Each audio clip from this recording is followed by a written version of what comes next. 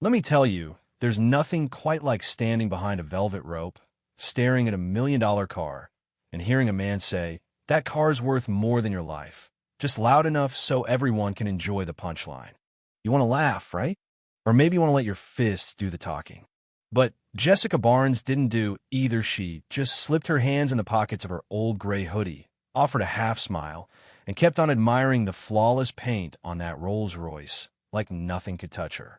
I mean, she never crossed the line, never even laid a finger on the car, just stood there quiet, present, undeniably herself. But somehow, in a world obsessed with money and image, her very existence was enough to turn heads and rattle cages. Here's the part most people didn't know.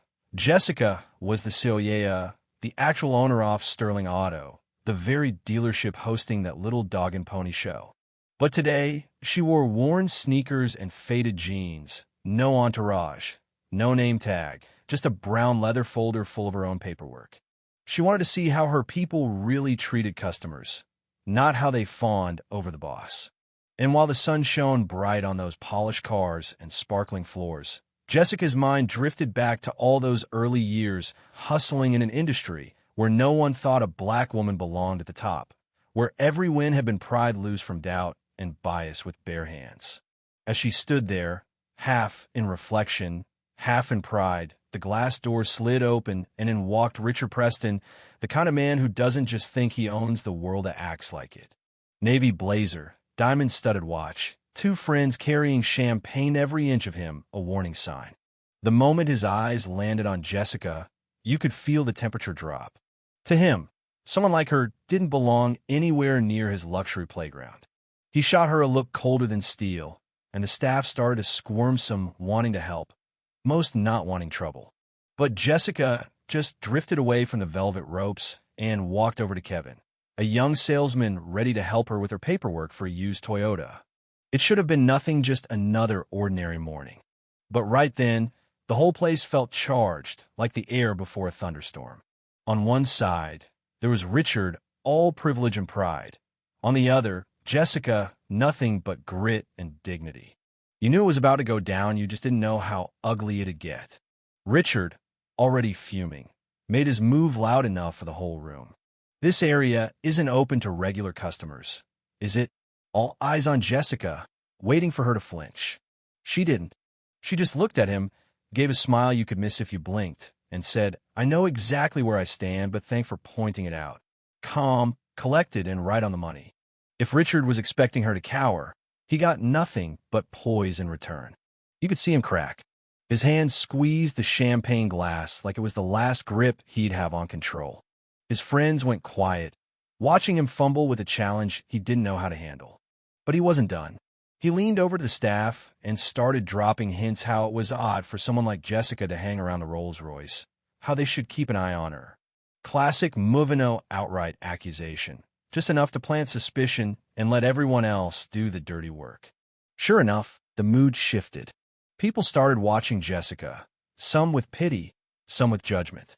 Kevin, caught in the crossfire, hesitated, but Jessica just smiled and pressed on, signing her forms.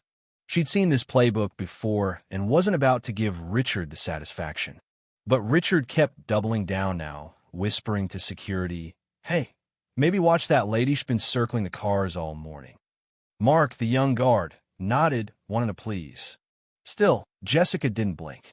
When she caught Richard's eye again, she just nodded, letting him know she saw right through him. He hated that his power plays weren't getting under her skin. And then he took it up a notch, pulling the manager, Daniel, into the mix. Daniel came out, all nerves and fake politeness, and told Jessica she needed to move VIP section only. Jessica, still cool as ice, asked, "What rule did I break?" Daniel faltered, glancing at Richard for backup, then mumbled something about making others uncomfortable. Jessica shot back, "Is it really fair to take away someone's rights just because a few VIPs feel uneasy?" That landed hard. A crowd went silent, suddenly questioning which side they were on. But Richard couldn't let it go. In front of everyone, he accused Jessica of crossing the rope and touching the Rolls-Royce flat-out, lying through his teeth, but with enough bluster to make people pause. Daniel, too scared to push back, called for security footage and, just to crank up the pressure, called the police. That's right. All because a black woman in a hoodie had the nerve to stand where she belonged. The police showed up, fast 2 officers, all business, demanding explanations. Daniel repeated Richard's lie, but Jessica stood tall, insisting, "Roll the footage, I have nothing to hide." Even as Richard tried to drown out the young salesman Kevin's defense, the officers led Jessica outside. And that's when Richard went for the kill, sneering, "This isn't a place for people of questionable character." Jessica turned, eyes steady, and said, "The truth will come out soon enough. True power doesn't lie in baseless insults." You could hear the breath catch in the room. As Jessica waited outside, the real twist arrived.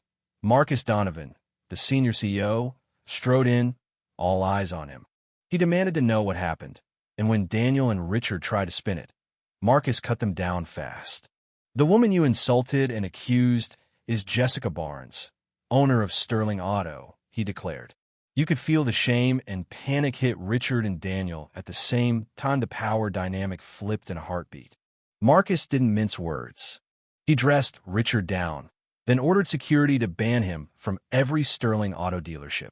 Richard, for once, had no words, just defeat. Daniel, the manager, was suspended on the spot. Jessica walked back in, dignity shining, and addressed the staff.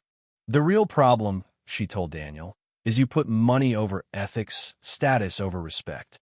She reminded everyone that silence in the face of injustice is complicity, and courage means speaking up even when it's hard. Kevin, the young salesman, apologized for not being braver, but Jessica reassured him courage, she said, is about doing what's right even when you're scared. That day became a turning point. Jessica called on everyone to treat all customers with respect, no matter how they looked or what they wore. The staff listened, moved by her honesty. Marcus promised sweeping reforms training, audits, zero tolerance for bias.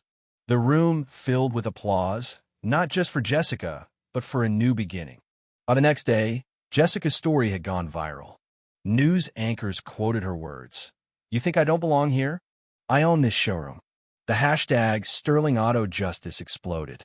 Richard and Daniel became case studies in what happens when ego and prejudice go unchecked. Jessica, meanwhile, used the spotlight not for vengeance, but as a call for justice, reminding everyone that true power comes from dignity and responsibility. In the end, Sterling Auto wasn't just a car company, it became a symbol. And Jessica Barnes?